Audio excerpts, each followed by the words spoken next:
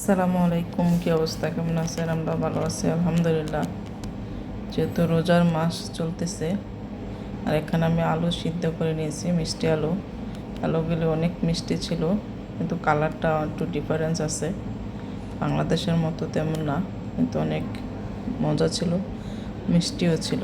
আর এদিকে মিষ্টি জাতীয় খাবার, এই দেখেন, এটা কিন্তু মাইমুনার খুবই পছন্দ, আমার মেয়ের। ও এগুলো পছন্দ করে, যেমন মিষ্টি না, যেমন গোলগোলা জাতীয় ওরকম। তারপর সমুচা আছে, এগুলো ওই যে দেখেন, কিন্তু অনেক মজা হয়, প্রতিদিনই খাইতে চাই।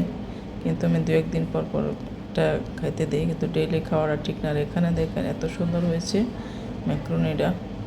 পিৎজা, ছোটো পিৎজা আছে এখানে, এখানে সমুচা আছে, নাস্তা বিকালের। এগুলো কিন্তু অনেক মজা হয়েছে, টেস্ট হয়েছিল, অসাধারণ হয়েছে। দেখেন খেতেও কিন্তু মজা হয়েছে। আর এদিকে লাল লাল দেখেন এত সুন্দর হয়েছে, গরম গরম, এগুলো কিন্তু ভালো লাগছিল। আর এদিকে হয়েছে আপনার, এখানে হয়েছে আপনার ডিম চপ, ডিমের চপটা কিন্তু ভালো হয়েছে, কিন্তু আমি বানাই মাঝে মধ্যে, তেমন ভালো হয় না। কিন্তু বেসনটা মনে হয় একটু পাতলা হয়ে গেছে, তাই তেমন ভালো হয় নাই। দেখতে দেখেন কেমন দেখা যায়, কিন্তু খেতে কিন্তু অনেক মজা হয়েছে। আর এখানে আমি মরিচ বাছতেছি, দেখেন লাল একটা মরিচ নিয়েছি, ক্যাপসিকাম, যে ওগুলো মরিচটা আমি ভেজে খাবো, দেখবো জাল হয় কি না। কিন্তু খেয়ে দেখলাম জাল বেশি না। আর এখানে গোল যে ক্যাপসিকামগুলো ছিল, এটা আমি দিয়ে বানায় দেখতেছি কেমন হয়। আসলে কিন্তু এটা ভালো হয়েছে, আমি দেখলাম। হ্যাঁ, এই যে এখানে দেখেন আমি বেসন দিয়ে, মরিচের গুঁড়া, লবণ, হলুদ দিয়ে দিলাম, যেখানে দিয়ে দিছি, এত সুন্দর হয়েছে দেখতে, একদম একটা পিঠার মতন দেখা যায়। এটা কিন্তু ক্যাপসিকাম, মানে আমি কেটে পিঠার মতন। আর এগুলো মরিচ ভাজাগুলো এত ভালো লাগে খেতে, সত্যি কথা। মাঝে মধ্যে কিন্তু এগুলো পাকোড়াও কিন্তু ভালো লাগে। আর মরিচ ভাজাটা, তারপরে ক্যাপসিকামে এরকমভাবে ভাজতে কিন্তু মজা লাগে, আসলে সত্যি সাধারণ, এক কথায় অনেক মজা হয়েছে। আর গরম গরম এগুলো তো ভালো লাগে খেতে, একদম মজা লাগে। তাই গরম গরম ভাজা কিন্তু ভালো লাগে, কিন্তু ভাজা পুরো খাওয়াটা কিন্তু ভালো না।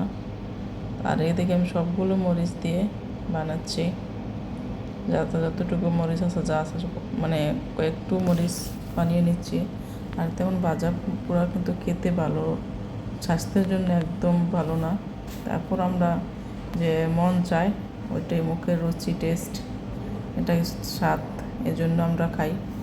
কিন্তু স্বাস্থ্যের জন্য তো ক্ষতিকারক সব ভাজা, তেলের ভাজা, এগুলো খাওয়াটা কিন্তু একদম ঠিক না।